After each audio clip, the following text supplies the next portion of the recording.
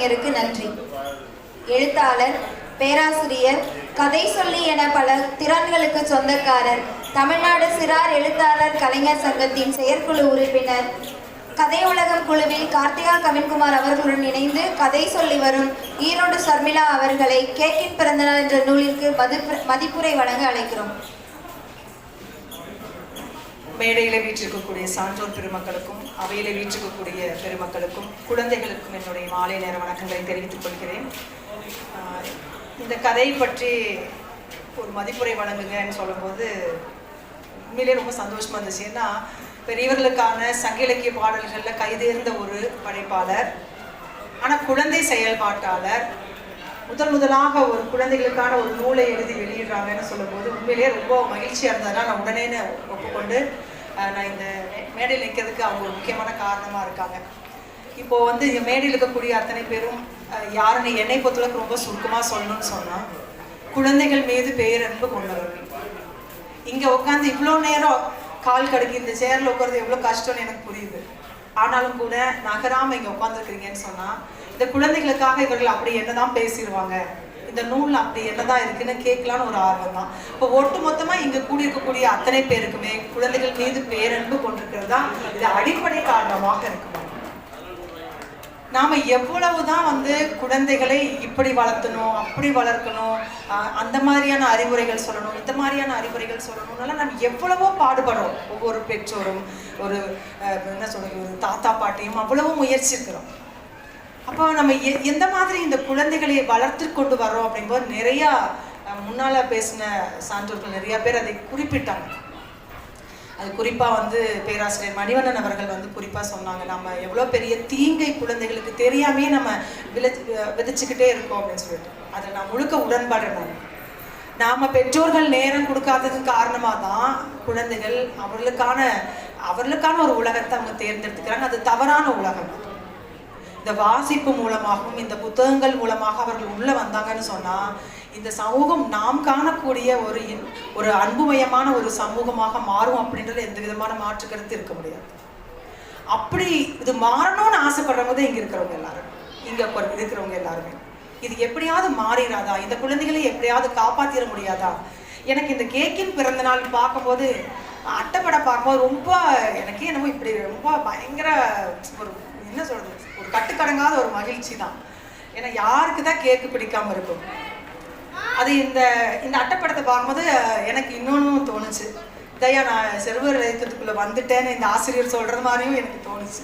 இது நாங்கள் ரொம்பவும் மனப்பூர்வமாக வரவேற்கிறோம். ஏன்னா உமையவன் சொன்னது போல தான். ஏன்னா அத்தனை காலி இடங்கள் இங்கே குவிந்து கிடக்குது. குழந்தைகளுக்காக யோசிப்பதற்கும் சொல்வதற்கும் எத்தனையோ இடங்கள் இருக்குது. எல்லோரும் சேர்ந்து தான் இந்த தேரை இழுத்தாக்கணும். அப்படி இவரை முதல்ல அதற்காக என்னுடைய நெஞ்சம் நிறைந்த பாராட்டுகளை உங்கள் முன்னால் சமர்ப்பிச்சுக்கிறேன். இவங்க இந்த நூலோட விட்டுறக்கூடாது.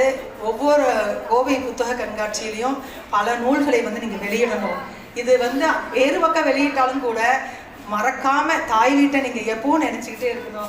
இங்கே எப்பொழுதும் நீங்கள் என்ன பண்ணணும், குழந்தைகளுக்காக நூல்களை வெளியிடணும். அதே மாதிரி இவர் 25ன்றது 50 விரைவில் வரணும்னு நான் இந்த இடத்துக்கு அவருக்கு ஒரு வாழ்த்துக்களை தெரிவிச்சுக்கிட்டு, நம்ம சக படைப்பாளி நானூர்காரன் அவர்களுக்கும் இந்த நேரத்தில் வாழ்த்து சொல்லிட்டு இந்த நூலுக்குள்ளே நான் போகலான்னு நினைக்கிறேன். இந்த மதிப்புரை சொல்வது எனக்கு ஒரு பெரும் பேராக தான் நினைக்கிறேன். ஏன்னா அது என்னடா எனக்கு இந்த பேர் கேட்டோன்னே ஒரே ஒரு ஜாலியாக இருந்துச்சு. உண்மையிலேயே இங்கே இருக்கிறவங்க எல்லாம் பெரியவங்கள் உடம்பளவில் தான், எல்லாத்துக்குள்ளேயும் அப்படியான ஒரு குழந்தைமை இருக்குது. நீங்கள் இப்போ சாக்லேட்டாக கேக்காக கொடுத்து பாருங்க, குழந்தைகளோட இவங்க எவ்வளோ கொண்டாடுவாங்க. நான் இந்த அட்டைப்படத்தை பார்த்துக்கிட்டு கொஞ்சம் படிக்க ஆரம்பிப்போம். சத்தியமாக எனக்கு நாக்கில் அப்படி ஒரு எச்சு முடிச்சு தாங்கவே முடியல என்னால். இவங்க ஒரு இடத்துக்கு பாருங்க, ஸ்டார்ட் பண்ணும்போது யார் தாங்க இதுக்கெல்லாம் மயங்காமல் இருக்க முடியும்? சாக்லேட் வீடு மிகவும் அழகாக இருக்கும், வீடே சாக்லேட்டில். அப்புறம் வீட்டு வாசலில் சாக்லேட் கதவுகள். என்னன்னா இது வீடு சாக்லேட்டு, கதவும் சாக்லேட்டு, வீட்டின் பக்கத்தில் சாக்லேட்டுகளான குளங்கள், அப்படியே தண்ணி நிறைஞ்சிருக்கக்கூடிய குளங்கள் வேற இருக்கு. இப்போ சாக்லேட் மரங்கள், அப்போ அது காய்க்கிறது பூக்கிறது எல்லாமே அப்படின்னா சாக்லேட். அப்புறம் என்ன சொல்றாங்க, வீட்டில் உள்ள ஒவ்வொரு அறைகளும் டார்க் சாக்லேட், மில்க் சாக்லேட், கேரமில் என எப்படி இருக்கான் சாக்லேட் வகைகள் சேர்ந்து இருந்துச்சான். என்ன இப்படியெல்லாம் நான் இது படிக்க ஆரம்பிக்கும் போது மணி ஒரு 10:30 இருக்குங்க. சத்தியமாக நான் எந்திரிச்சு போய் தொலாவன ஃப்ரிட்ஜுக்குள்ளே என் பசங்க ஏதாவது மிச்சங்க இது வச்சுருக்காங்களா, ஒரு சாக்லேட் கிடைக்கும். சத்தியமாக நான் ஒன்று கூட அவனுக்கு மிச்சம் வைக்கவே இல்லை. கடுபாவே எல்லாத்தையும் சாப்பிட்டானுங்க. வேறு வழியே இல்லாமல் ஒரு டம்ளர் காஃபி போட்டு குடிச்சிருக்கு வந்து தெம்பாக வந்து மறுபடியும் படிக்க ஆரம்பிச்சு. அப்புறம் பார்த்தீங்கன்னா எனக்கு என்ன ஒரு ஆச்சரியம்னா, இவர்களுக்கு ரொம்ப இயல்பாக கதை சொல்ல வரும். ஏன்னா கதை சொல்லியாக இருக்கிறதால குழந்தைகள் மொழி அவ்வளவு ரொம்ப முக்கியம். நீங்கள் எவ்வளவு கனமான விஷயத்தை கூட ரொம்ப இலகுவாக சொல்லி ஆகும்.